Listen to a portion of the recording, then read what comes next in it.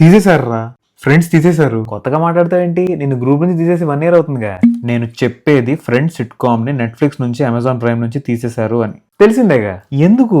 Netflix Prime are not the owners of Friends. వాళ్ళకు ఒక specific date వరకు వాళ్ళ స్ట్రీమింగ్ ప్లాట్ఫామ్స్ లో ఆడించుకోవడానికి లైసెన్సింగ్ డీల్ మాత్రమే ఉంటుంది. ఒక యాన్యువల్ రెంట్ లాగా. అప్రాక్సిమేట్లీ ఎంత ఉండొచ్చు? ఒక $100 million.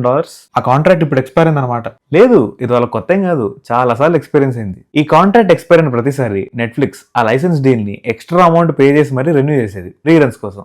ఈసారికి లైట్ తీసుకుంది. ఎందుకు? వీళ్ళు కొంటామన్నా వాళ్ళు అమ్మట్లేదురా. ఎందుకు? వార్నర్ బ్రదర్స్ కి సొంత ఓటీటీ ప్లాట్ఫామ్ ఉంది, HBO Max. దాన్ని గ్లోబల్ గా ఎక్స్టెండ్ చేస్తున్నారు కాబట్టి ఫ్రెండ్స్ ని అక్కడికి షిఫ్ట్ చేస్తారు. అయినా నెట్ఫ్లిక్స్ తలుచుకుంటే ఎంతసేపరా? వాళ్ళకి ఏమన్నా డబ్బులు తక్కువ? చూస్తూ చూస్తూ ఎంత పెద్ద రెవెన్యూ తెచ్చిపెట్టే షోని వదులుకుంటారు ఏంటి? అన్ని కోట్లు పెట్టి కొనే బదులు సొంత ప్రొడక్షన్ మీద ఇన్వెస్ట్ చేస్తే బెటర్. అదే రా ఫ్యూచర్. ఇప్పుడు కొత్త కాంటెంట్ ఎందుకు బాస్? ఆల్రెడీ పాత ఉన్నాయి కదా, ఓల్డ్ ఇస్ గోల్డ్. అందుకేరా మన దగ్గర అన్ని రిలీజ్ అవుతున్నాయి. స్ట్రీమింగ్ రైట్స్ మీద పెట్టే ఇంట్రెస్ట్ ఒరిజినల్ కాంటెంట్ మీద పెడితే బాగుంటది. ఇవాళ HBO Max, రేపు జియో హాట్స్టార్, రేపు ఇంకోటి. ఈ కాంపిటీషన్ ఎప్పుడు ఉండేదే. పోరా, నన్ను కాసేపు వదిలే. ప్రైవసీ కావాలా? పైరసీ కావాలి.